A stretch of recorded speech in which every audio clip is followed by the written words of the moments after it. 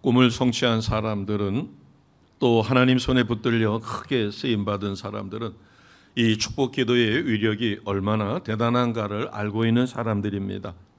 또한 그를 위해서 전심으로 기도하는 사람들이죠. 성경의 대표적인 것이 야곱이 그러합니다. 요셉이 그러하고 다니엘이 그러합니다. 기도는 씨앗과 같습니다. 왜냐하면 기도로 심은 씨앗은 반드시 열매를 맺기 때문입니다. 그래서 기도하는 사람의 생에는 미래가 있고 또 그들에게는 희망이 있습니다. 특별히 기도하는 부모를 둔 자녀는 그들의 미래가 밝은 희망과 열매 맺는 삶으로 결말을 맺게 됩니다. 믿는 사람이나 믿지 않는 사람이나 살다 보면 고난도 있고 역경도 있습니다. 그러나 이 고난과 역경을 잘 극복했다고 해서 모두가 다 성공하고 모두가 미래 보장을 받는 것은 아닙니다. 세상 사람들도 믿음의 사람들보다도 더 훌륭하게 고난과 역경을 극복할 수 있어요. 그러나 하나님께서는 이 고난 속에서도 눈물을 흘리며 기도의 씨앗을 심는 이들을 놀랍게 축복한 것을 우리는 하나님 말씀에서 많이 찾아볼 수 있습니다. 어떠한 역경 속에서도 포기하지 않고 울며 씨앗을 심는 이에게 하나님은 반드시 그 기도를 응답해 주셨습니다. 대표적인 사람이 야곱이죠. 야곱은 눈물로 축복의 씨앗을 심었습니다. 그래서 그의 12아들이 이스라엘 12지파를 이루게 되고 특별히 하나님의 구속사에 요셉이 크게 쓰임받았습니다. 창세기가 아니라 호세아서 12장 3절에서 4절 말씀에 야곱이 얼마나 하나님의 축복을 원했는가, 그가 울면서 간절히 기도한 것이 나옵니다. 3절 4절 같이 하겠습니다. 야곱은 모태에서 그의 형의 발뒤꿈치를 잡았고 또 힘으로는 하나님과 겨루되 천사와 겨루어 이기고 울며 그에게 간구하였으며 하나님은 베델에서 그를 만나셨고 거기에서 우리에게 말씀하셨나니. 아멘. 4절 중간에 보게 되면 야곱은 약복강에서 천사와 씨름할 때 그가 축복하기 전에는 절대로 놓아줄 수 없습니다. 울며 간절히 갈구할 때 그가 야곱을 이스라엘로 바꿔주고 그 다음에 하나님의 놀라운 은혜를 덧입혀 주었습니다. 이 창세기 49장은 야곱이 그의 생애 마지막에 유언을 하면서 12아들에게 축복 기도하는 내용이에요. 1절을 보겠습니다.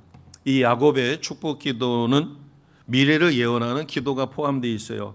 1절에 보면 너희가 후일에 당할 일을 내가 너희에게 이르리라.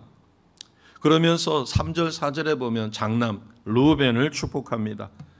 이 장남 르우벤은 성품이 물이 끓는 것과 같은 그의 기질이에요. 그래서 정욕을 억제하지 못하고 실수를 합니다. 그래서 장자로 태어났지만 탁월하지를 못했어요. 5절에 보면 시므온과 레위가 나옵니다. 그들의 칼은 잔해하는 기계로다. 그들의 성품은 그 누이 디나가 겁탈을 당했을 때 세겜 남자들 모두를 도륙했어요. 이 요셉은 그의 신앙 그리고 그가 고통받고 상처받고 고난받았으면서도 그 승리의 비결과 형통의 비결이 오늘 22절에서 26절 요셉에 대한 야곱의 축복에 담겨져 있습니다. 오늘 저희들은 구정명절 이후에 첫 번째로 드리는 새해이기 때문에 첫 주기 때문에 오늘 우리 모두가 이 야곱이 요셉에게 준 하나님의 축복 기도가 그대로 이루어지는 놀라운 은혜의 삶을 얻기를 간절히 소원합니다. 그래서 먼저 야곱이 요셉에게 축복 기도할 때 그것이 어떻게 이루어졌으며 또 어떤 열매를 맺었는가. 자, 첫 번째입니다. 첫 번째는 22절에 담겨져 있어요. 22절 같이 합니다. 요셉은 무성한 가지 곧 샘 곁에 무성한 가지라 그 가지가 담을 넘었도다. 아멘. 요셉의 축복 기도가 요셉이 받은 축복 기도가 이루어지는 그 비결에서 첫 번째 비결이 그 뿌리가 어디에 심겨져 있어야 되는가. 그래서 22절에 보면 요셉은 무성한 가지가 샘 곁 무성한 가지가 되었다. 그러니까 샘 곁에 심겨진 나무라나서 무성한 가지를 뻗을 수가 있었다. 여기서 무성한 가지는 열매를 풍성히 맺는 포도나무를 연상할 수 있습니다. 담을 넘었다라고 하는 것은 그 영역이 확대되었다. 영향력이 이스라엘이라고 하는 작은 부족을 넘어 큰 민족, 당시로서는 애굽이라고 하는 거대한 나라의 수장이 되었다. 이것은 참 대단한 일이죠. 열방에 그 영향력을 끼친 것입니다. 그럼 이렇게 무성한 가지가 될 수 있었던 원인은 무엇인가? 22절에 보면 샘 곁에 심겨졌다. 바꿔 이야기하면 여기서의 샘은 하나님, 신약시대로 이야기하면 예수님입니다. 그가 신앙이 없는 사람이 아니라 신앙인으로서 그 뿌리가 신앙으로 하나님께 깊이 내려져 있어 하나님의 놀라운 은혜를 얻었다. 우리가 신앙생활하는 것은 눈에 보이지 않습니다. 겉으로 드러나는 것이 전부가 아니라 우리 내면의 예수님을 닮아가는 거죠. 그래서 여기에 왜 뿌리를 깊이 내려야 되는가? 그 뿌리는 하나님, 예수님입니다. 자, 그러면 우리가 우리식으로 말을 바꿔서 이야기하면 신앙생활의 목적은 하나님께 영광 돌리는 것입니다. 그러면 어떻게 하나님께 영광을 돌려요? 가장 쉬운 방법은 우리가 누구를 닮아가면 돼요? 예수님을 닮아가면 됩니다. 그럼 예수님을 닮아간다는 것은 예수님처럼 생각하고 예수님처럼 말하고 예수님처럼 행동하는 거예요. 예수님은 자신을 버려 하나님이 인류를 구속하기 원하셨을 때 하나님이 창조한 사람이 타락하여 그를 구원할 자가 필요할 때 예수님은 기꺼이 자신을 십자가에 못 박았습니다. 그래서 하나님이 원하시는 일을 행하신 거예요. 우리가 예수님을 닮아간다라고 하는 것은 하나님이 원하시는 일을 우리가 살아생전에 죽기 전에 하나님이 원하시는 일을 예수님처럼 우리도 행하여 하나님을 기쁘시게 하는, 하나님을 영광되게 하는 삶을 사는 것이 신앙의 목적입니다. 그렇기 때문에 우리는 말씀에 깊이 뿌리를 내리고 그 말씀이 나를 감화감동시켜 말씀으로 이끌어가 하나님의 뜻을 분별하며 하나님 원하시는 삶을 살기 위하여 우리는 예수님을 닮아가는, 그래서 우리의 뿌리가 하나님께, 예수님께 깊이 내려져 있습니다. 결국 신앙의 생활은 우리가 요행수처럼 도깨비 망망이를 두들기면 금이 탁 나오고 은이 나오고 진수성찬이 나오고 나는 아무런 것도 하지 않고 거기서 그냥 생산된 것을 취하는 것이 그게 신앙의 목적이 아니라 우리는 내가 기도했으면 그 기도가 이루어지기까지 철저히 어떠한 역경과 환난까지도 다 극복해야 합니다. 그리고 믿음을 갖고 반드시 하나님이 이루신다는, 이것이 바로 우리가 예수님을 닮아가는 삶을 사는 것이에요. 결국 신앙생활은 내가 얼마만큼 예수님을 닮아갔는가, 내 것을 내려놓고 예수님을 얼마만큼 성품이나 모든 면에서 닮아갔는가, 이것이 가장 중요한 척도가 될 것입니다. 성공하는 것보다 우리는 더 중요한 것이 있다는 것을 압니다. 요즘 세상에서 난다 긴다 하며 사람으로서는 그 정도의 지위와 권세와 명예를 얻었으면 더할 나위가 없을 것 같은 사람이 그의 끝은 감옥에 갑니다. 왜냐하면 정당한 방법이 아니라 잘못된 방법으로 성취한 성공이에요. 자기만 망치는 것이 아니라 가족 전체를 파멸로 이끌어갈 수 있습니다. 그러나 하나님께서 의도하시는 방법으로 더딘 것 같지만 서서히, 그리고 세상에서는 주목을 받지 못하지만 하나님이 인정하는 삶은 모두에게 기쁨이 되며 자신에게도 한없는 은혜로, 그래서 하나님 앞에 칭찬받고 인정받는 삶을 살아가게 됩니다. 그래서 그의 심령에는 기쁨과 보람과 감격이 넘쳐요. 이 나무가 어디에 심겨지는가? 우리는 나무와 똑같습니다. 바꿔 이야기하면 나의 첫 출발이 어딘가? 신앙에 깊이 뿌리를 내렸을 때, 그래서 첫 출발이 중요하고 첫 단추를 잘 꼬이게 되면 나머지 단추는 저절로 잘 꼬입니다. 우리가 자녀들을 위해서 가장 많이 기도하고 부모를 위해서, 나의 주변을 위해서 기도해야 될 게 첫 단추를, 그 뿌리를 깊이 내릴 수 있도록. 그래서 어찌 보면은 신앙은 속도보다도 방향이 중요합니다. 요셉에게 우리가 배우는 형통의 비결은 크게 두 가지입니다. 첫째는 시냇가에 심겨져야 되죠. 물가에. 22절에 있는 말씀처럼 샘 곁에 무성한 가지가 되어야 합니다. 자, 이 말씀은 시편 1편 3절 말씀에도 똑같은 맥락의 말씀이 있습니다. 자, 연이어서 시편 1편 3절과 예레미야 17장 7절 8절에서 이 나무가 샘 곁에 심겨지는 게 얼마나 중요한가 이미 익숙히 알고 있는 말씀으로 우리가 찾아보겠습니다. 먼저 시편 1편 3절입니다. 같이 합니다. 그는 시냇가에 심은 나무가 철을 따라 열매를 맺으며 그 잎사귀가 마르지 아니함 같으니 그가 하는 모든 일이 다 형통하리로다. 아멘. 자, 끝에 부분을 보게 되면 모든 일이 형통한다. 그 비결이 어디에 있는가? 시냇가에 심겨진 나무기 때문에 철을 따라 열매를 맺을 수 있고 잎이 무성하며 어떠한 가뭄이 와도 뿌리가 마르지 않으니까 열매를 맺을 뿐만 아니라 그 하는 모든 일이 형통합니다. 자, 예레미야는 어떻게 이야기했을까요? 같이 합니다. 그러나 무릇 여호와를 의지하며 여호와를 의뢰하는 그 사람은 복을 받을 것이라. 그는 물가에 심겨진 나무가 그 뿌리를 강변에 뻗치고 더위가 올지라도 두려워하지 아니하며 그 잎이 청정하며 가무는 해에도 걱정이 없고 결실이 그치지 아니함 같으리라. 아멘. 복이 있는 자다. 같은 맥락입니다. 시편 1편 1절에서 3절 말씀처럼 물가에 심겨진 나무기 때문에 그 뿌리가 예레미야 17장 8절 말씀이에요. 예. 그 물가에 심겨진 나무가 그 뿌리를 강변에 뻗친다. 그렇기 때문에 더위가 오든 가뭄이 오든 두려워하지 않고 잎은 무성하며 열매를 맺고 그래서 그 결실이 그치지 않는다. 이것은 무엇을 우리에게 가르쳐 주는가 하면 신앙생활의 중요성을 가르쳐 줍니다. 우리는 예수님을 온전히 닮아가는 축복의 통로요 의의 도구로 쓰임 받으시기를 주님의 이름으로 축복합니다.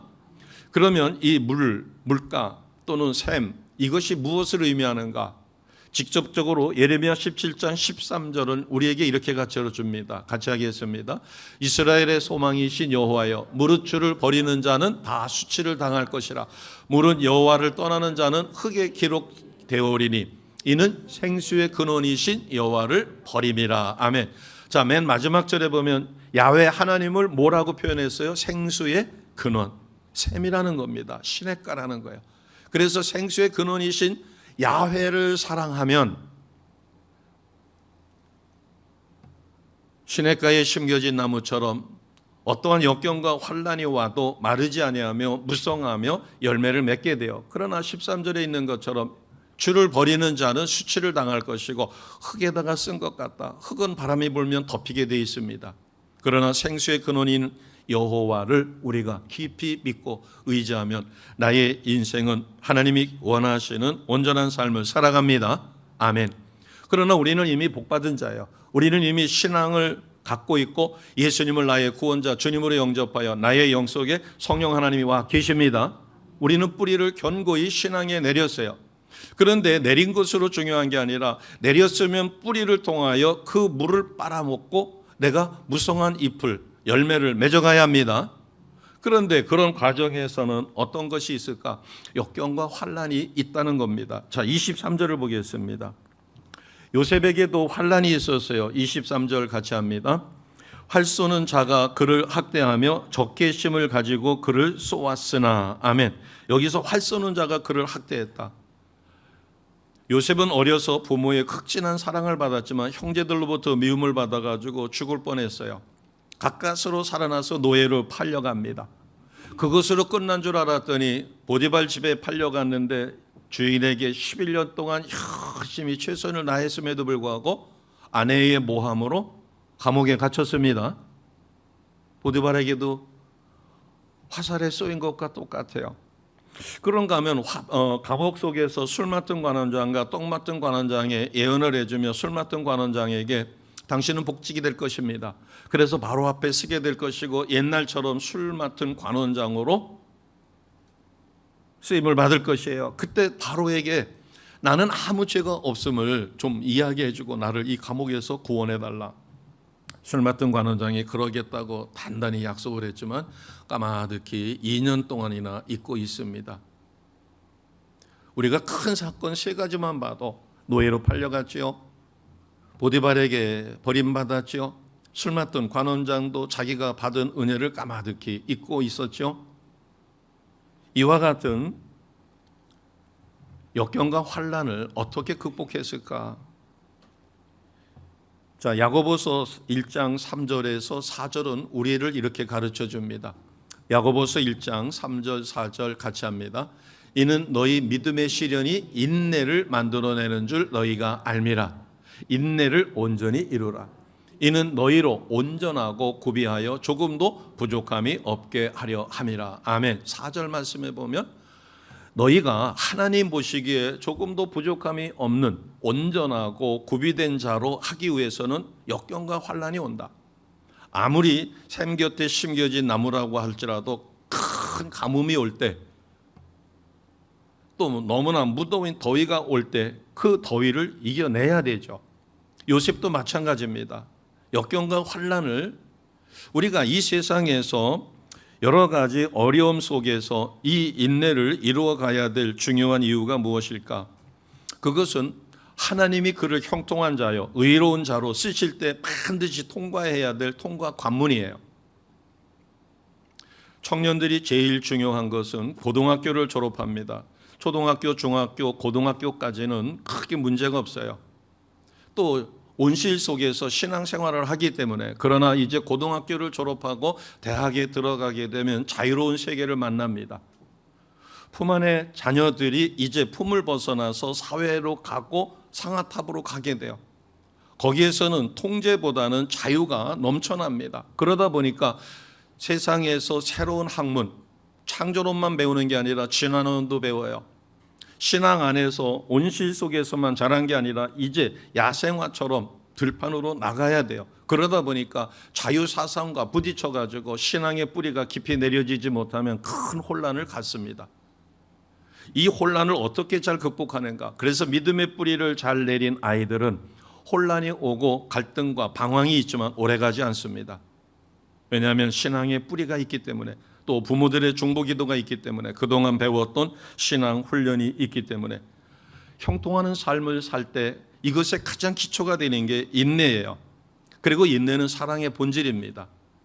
고린도전서 13장 4절에 보면 사랑은 제일 먼저 어떤 것을 가르쳐줘요? 사랑은 너무나 익숙하죠. 오래 참고. 사랑은 오래 참지 않으면 그 사랑의 열매를 맺을 수 없죠. 결혼이라고 했었을 때 항상 꽃길만 가는 게 아닙니다.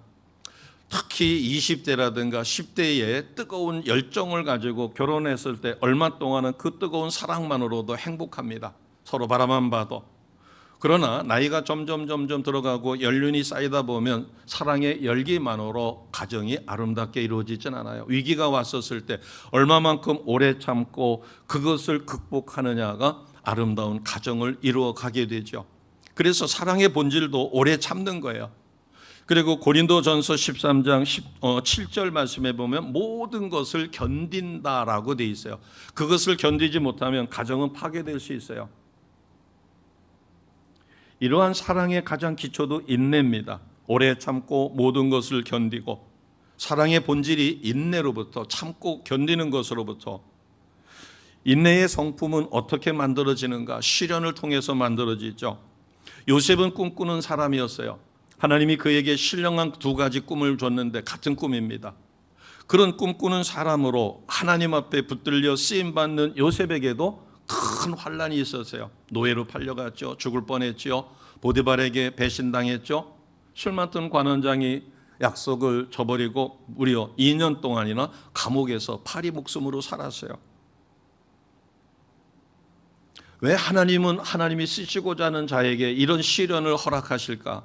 그것은 그가 갖고 있는 불순물을 그런 역경과 환난과 시련을 통하여 내려놓게 하십니다. 아멘.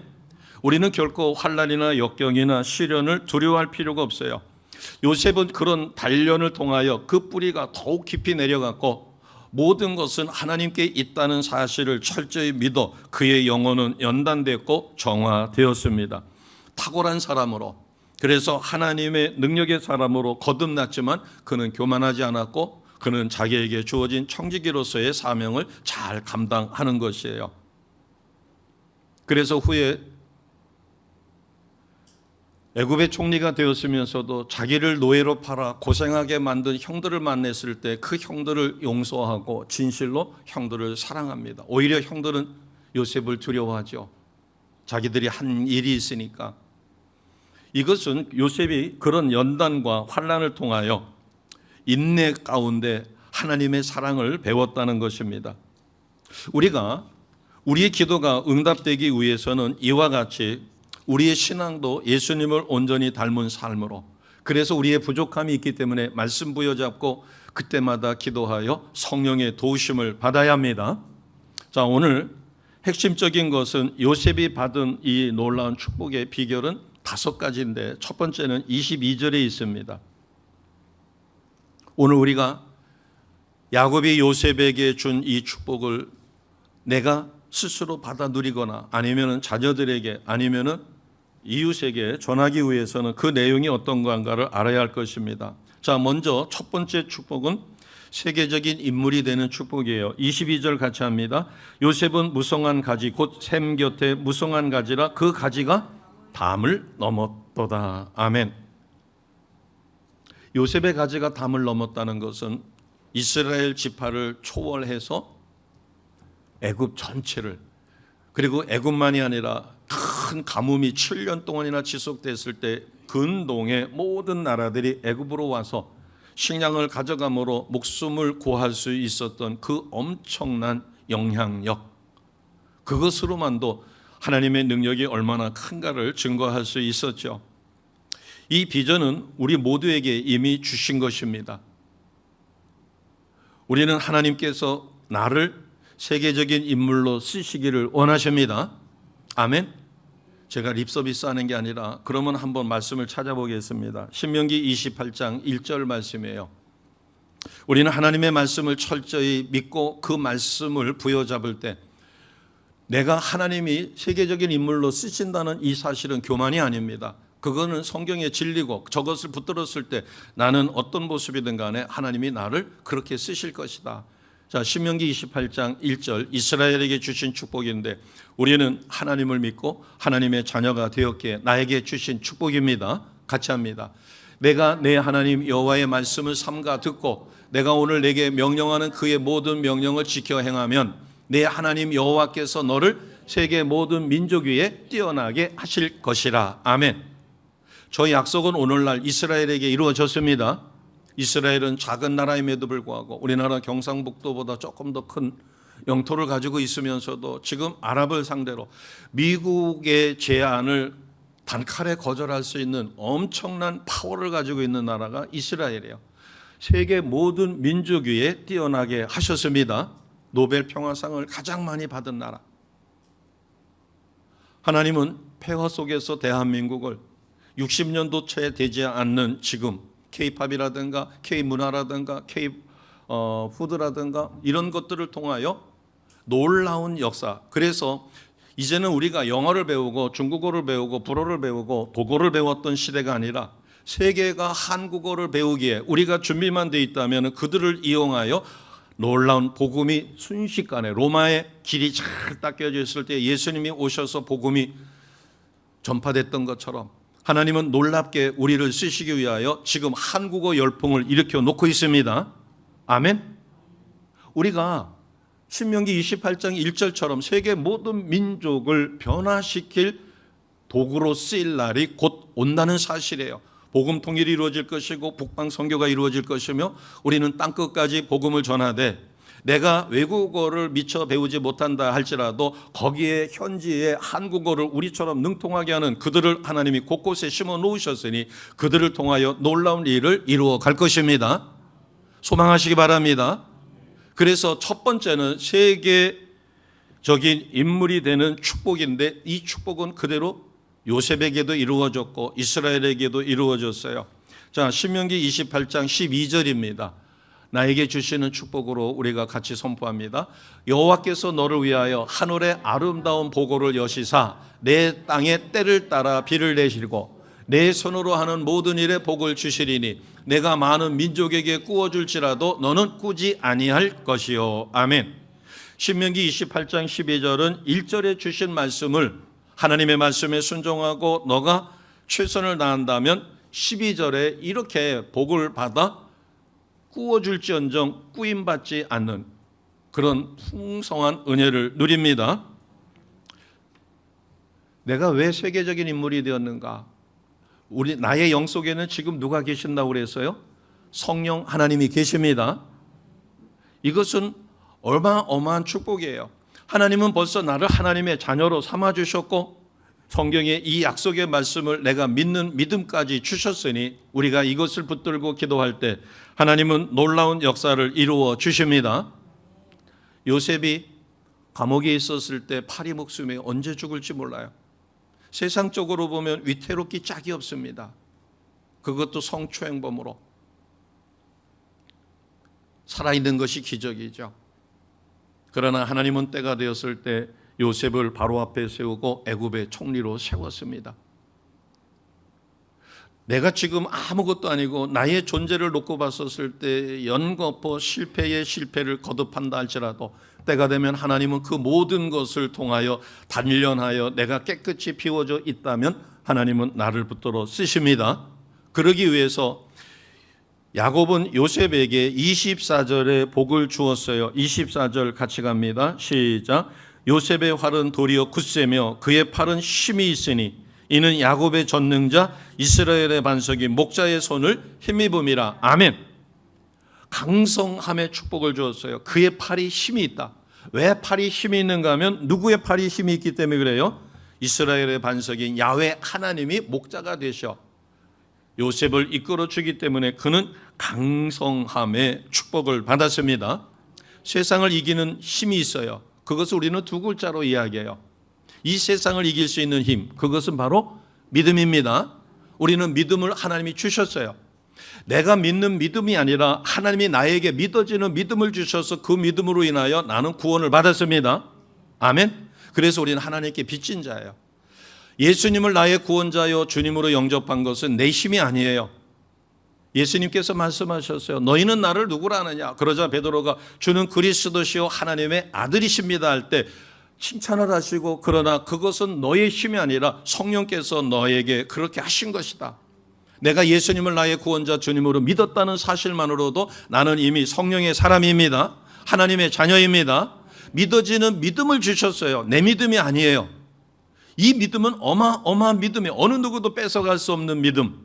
그러나 그 믿음을 갖고 내가 이제 시련과 연단과 환난을 잘 극복하여 큰 믿음, 내가 믿음으로 입술로 선포한 것이 열매로 나타나고 기적과 표적이 나타나는 삶은 행해지는 믿음, 기적과 표적이 따르는 믿음은 내가 노력하여 이루어 가야 합니다.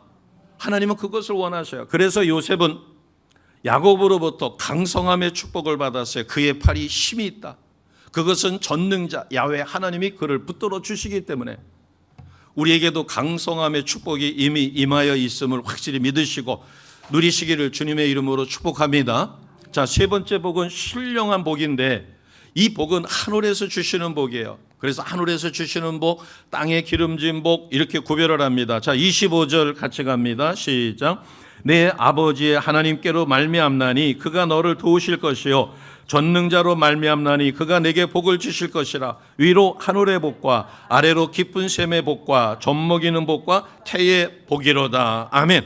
먼저 하늘의 신령한 복을 받는다. 위로 하늘의 복과 이렇게 되어 있어요.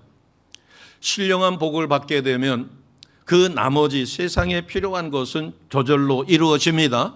그래서 우리는 이렇게 표현해요. 영혼이 잘된 같이 뭐가 잘 돼요? 범사가 잘 되고. 이건 성경 말씀이에요. 영혼이 잘 되면 범사가 잘 된다. 왜 우리가 형통하게 되는가? 시냇가에 심겨진 나무이기 때문에. 시냇가에 심겨진 나무는 뿌리를 깊이 내려 물을 빨아먹으니 가뭄이 와도 더위가 와도 끄떡하지 않는다. 우리가 신령한 복을 이미 받았다라고 하는 것은 요한복음 1장 12절 말씀에 영접하는 자, 그 이름을 믿는 자는 하나님의 자녀가 되는 권세를 받았습니다. 그래서 우리는 이미 하나님의 자녀가 되었고 하나님의 자녀가 되었다는 것은 하늘의 신령한 복을 나는 이미 받은 거예요. 우리는 받아야 되는 게 아니라 이미 받았습니다. 이 사실을 믿어야 돼요. 믿어지면 내가 얼마나 대단한 존재인가, 교만하라고 일러주는 것이 아니라 우리는 너무나 의기소침해요. 회개하라, 회개하라, 회개하라 하니까는 점점 작아지는데, 회개하라고 하는 것은 내려놓지 못한 것을 내려놓으라는 거지 너의 존재를 부정하라는 게 아닙니다. 나는 엄청난 존재예요. 하나님의 자녀입니다. 하늘의 신령한 복을 이미 받았습니다. 아멘. 자, 그렇기 때문에 하나님의 자녀가 되었으니까 당연히 하나님은 나의 아버지이시고 나는 그분의 자녀니까 우리는 하나님과 대화할 수 있어요. 거추장스러운 게 필요 없어요. 하나님을 아빠라고 부르기만 하면 돼요. 내가 어떤 어려움에 있다는 사실만 하나님 앞에 고백하고 가르쳐 주신 대로 예수님의 이름으로 기도만 하면은 하나님이 들으시고 나의 필요한 모든 것을 이루어 주십니다. 기도할 수 있는 힘도 받았어요. 특권도 있어요. 하나님의 자녀가 되었기 때문에 기도할 수 있는 권세까지 우리에게 주셨어요. 받았어요. 받을 거예요. 이미 받았습니다. 이것을 누려야 돼요. 이것을 누리는 게 믿음이에요. 믿음을 갖고 우리가 이것을 선포하고 이루어질 때까지 나 자신을 역경과 환난을 통하여 인내하며 버려야 될 것을 버리고 나를 깨끗하게 하여 예수님을 닮아가면 그런 과정에서 하나님은 나를 통하여 놀라운 일을 이루어 가십니다. 우리는 하나님의 유업을 이을 자예요. 하나님의 상속자입니다. 내가 하나님의 상속자이기 때문에 내 자녀도 하나님의 상속자가 되도록 믿음 위에 세워줘야 되고 자녀를 위하여 축복하며 그 축복이 이루어질 때까지 그 자녀를 믿음 안에서 세상 환난으로부터 극복될 수 있도록 계속 도와야 돼요. 그런데 문제는 어디에 있는가 하면 품 안의 자식이에요. 아까 말씀 서두에서 드린 것처럼 이제 대학을 들어가면 대학생이 되고 나면 사회생활로 가게 되면 고등학교를 졸업하고 사회로 진출하거나 대학을 가게 되면 이제 품에서 떠나요. 그래서 부모들은 끊임없이 자녀를 위하여 중보기도하며 두려움이 아니라 담대함으로 그리고 자녀에게 본을 보여줘야 합니다. 어떤 인생의 위기와 역경이 있다 할지라도 믿음으로 그것을 극복하며 자녀가 처음에는 오해를 했고 부모를 원망하죠. 형편이 무인지경인데 교회에다가 11조하고 감사헌금하는 부모를 봤었을 때 이해가 안 되는 거예요. 저 돈을 가지고 빚을 갚으면 될 텐데 빚쟁이한테 쫓기면서도 교회에다가는 11조 하는 부모가 이해가 안 돼요. 그러나 자녀가 믿음이 들어가고 믿음의 눈이 열리고 하나님께서 그를 형통케 하는 것을 보고 대단한 믿음을 우리 부모가 가졌구나. 우리가 먹기에도 힘든데 텀마루에 와 앉아가지고 침을 흘리며 밥 먹는 모습을 쳐다보니 엄마는 자기 밥도 반밖에 안 펐는데 어느 순간에는 정말 영화에 나오는 한 장면처럼 속에다가 행주를 깔고서는 그 위에다가 밥을 퍼가지고 같이 밥을 먹는 것처럼 했는데 어떻게 하다가 그 밥이 누룽지가 있어가지고 제가 맛있어 보여가지고 바꿔 먹으려고 했는데 푹 뜨니까는 푹 들어가요. 기절초풍하는 줄 알았습니다. 그런데도 불구하고 자기가 먹을 밥을 동네에 배가 고파가지고 온 아이, 그 아이에게 나눠주는 그런 따뜻한 사랑. 화가 나죠. 엄마가 제대로 먹지 못하는데 저 아이가 턱 밑에 와가지고서는 음식 냄새가 나니까 얼마나 배가 고팠겠어요. 그 아이를 뿌리치지 않고 자기 밥을 갖다가 주는 그런 모습을 볼 때 속에서 화가 납니다. 그 아이를 동정하지 못해서가 아니라 너무나 어려운데 그것도 전에는 섬겨주었지만 먹을 때마다 오니까 나중에는 짜증이 나더라고요. 그러나 그때마다 섬겨주는 그런 모습, 우리는 하나님의 유업을 이을 자입니다. 하나님의 상속자입니다. 그래서 믿음을 상속해 줘야 돼요. 자, 25절에 보면 네 번째 축복이 나옵니다. 아래로 깊은 샘에 복이 있어요. 이것은 땅의 기름진 복이라고도 표현합니다. 하늘의 신령한 복, 이 땅의 기름진 복 이렇게 표현해요.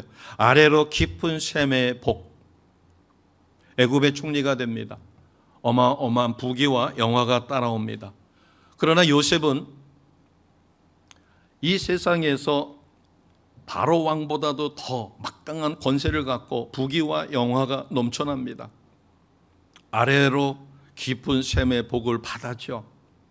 그러나 자기 자신의 쾌락을 위해서 준 것이 아니라 하나님이 그 시대를 가뭄으로부터 극복하고 하나님의 뜻을 이루어가기 위하여 70여 명의 야곱의 가족이 후에 200만이 넘는 거대한 민족으로 출애굽의 구속의 역사의 시발점에 자기를 쓰셨다는 그러한 사실로 인하여 그는 그 사실을 몰랐음에도 불구하고 청지기로서의 삶을 살게 됩니다.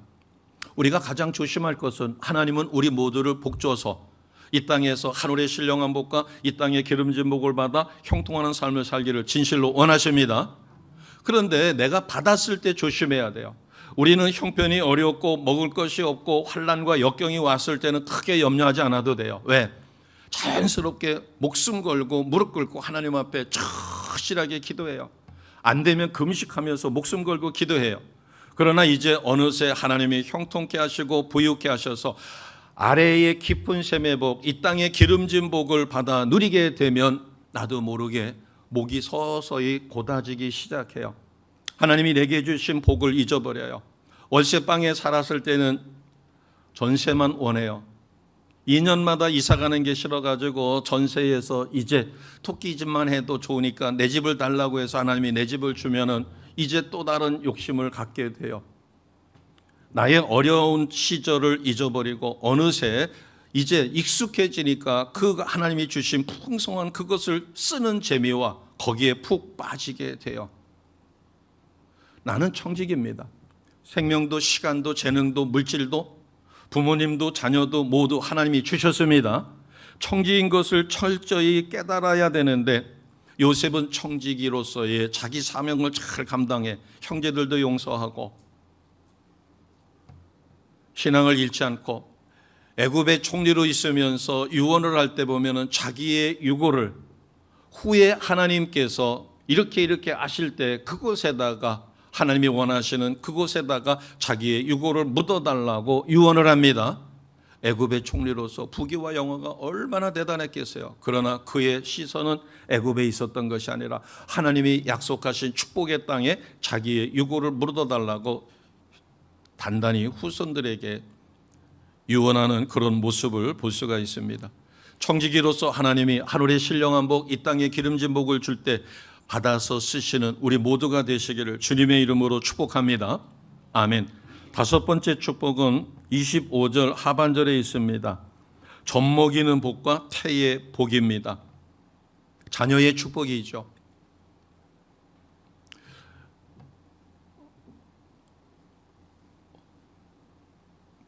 주보에 보시게 되면 다음 주입니다. 다음 주에 대전 본지방에서 우리가 속해 있는 지방회에서 다음 세대를 세우기 위해서 청소년 집회를 합니다. 그래서 오후 4시서부터 저녁까지 제공하고 그 이후에 집회를 또 지속하도록 그렇게 합니다.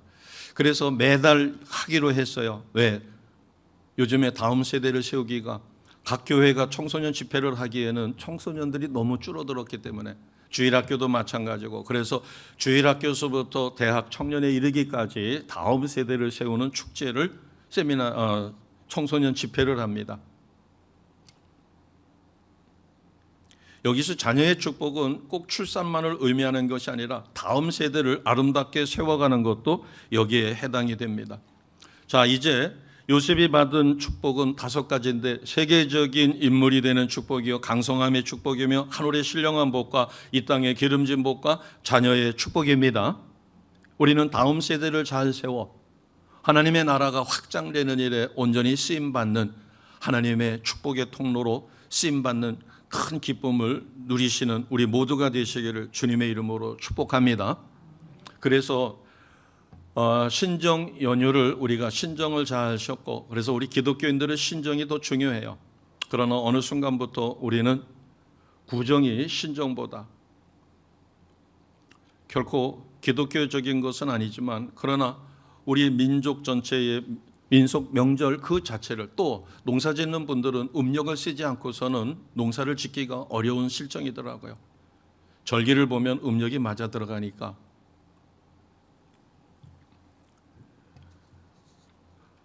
민속 명절로 보게 되면 구정 이후에 우리는 첫 주입니다. 그래서 혹시 신정 때 세웠던 계획이 무너졌다면 다시 일으켜 세워서 함께 일어나 주님께로 갈 수 있고 꿈을 성취하시며 하나님 손에 붙들려 크게 쓰임받는 성도가 되시기를 주님의 이름으로 축복합니다. 그래서 이 축복 기도의 위력이 요셉을 통하여 어떻게 이루어졌는가를 우리는 오늘 본문 말씀을 통하여 철저히 배웠습니다. 그래서 기도하시되 그것을 이루기까지 끝까지 인내하시는 주의 택한 백성 되시기를 주님의 이름으로 축복합니다.